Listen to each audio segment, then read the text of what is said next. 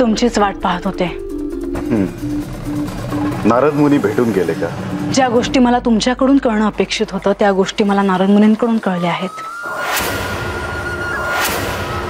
म्हाळसा, तुझ्या शंकांचे निरसन झाले हे महत्वाचे आहे। मी एकटी माझ्या परीने सगळं समजून घेण्याचा प्रयत्न करते आहे। मी कोणाच्याही आयुष्यात हस्तक्षेप करत नाही। मग माझ्या संसारात हस्तक्षेप करण्याचा इतरांना अधिकार कोणी दिला? त्यात तुझ्या आणि बानूतला वाद कारणीभूत आहे। तुमच्यात जर सामंजस्य असेल तर दुसऱ्या कुणाचंही लक्ष घालण्याचं काहीच कारण नाही। म्हणजे माझं चुकतं आहे? मी तसं नाही म्हणणार, पण तुमच्यामध्ये जो वाद आहे तो नसावा आणि जर असेल तर तो संपवावा असं मला वाटतं। आता ते शक्य नाही। हे असंच सुरू राहणार। देवेंद्र हे स्वर्गाचे राजे आहेत, त्यांनी त्यांचे दायित्व पूर्ण करावे। बानूचे वडील म्हणून इथे यायचं, काहीतरी कटकारस्थान करायचं हे मी खपून घेणार नाही।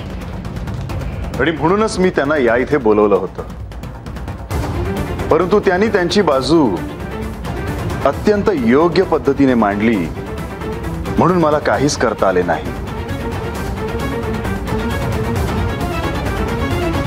याचा अर्थ असा होतो की तुमच्या लेखी माझे काही महत्व नाही।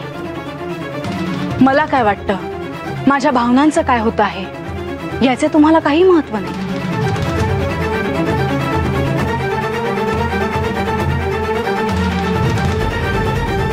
म्हाळसा, तुझा राग मी समजू शकतो। तुला आणि बानूला जे विशिष्ट ध्येय दिले गेले आहे ते साध्य करण्यासाठी तुम्ही दोघेही प्रयत्न करत आहात, तेव्हा तुम्हा दोघींनाही समान संधी मिळावी, तुमच्यावर अन्याय होऊ नये हे दायित्व माझे। मग असं असताना मला नेवासेला जाण्यापासून तुम्ही का थांबवलं? उद्यापासून नवरात्र उत्सव सुरू होत आहे। आदिशक्तीला जागवणं म्हणजे नवरात्र।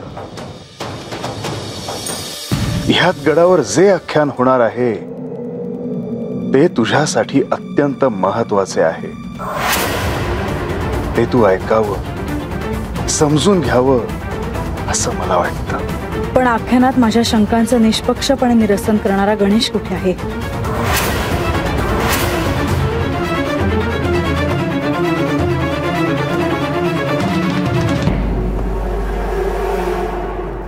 तो नसेल तर आख्यान होणार नाही।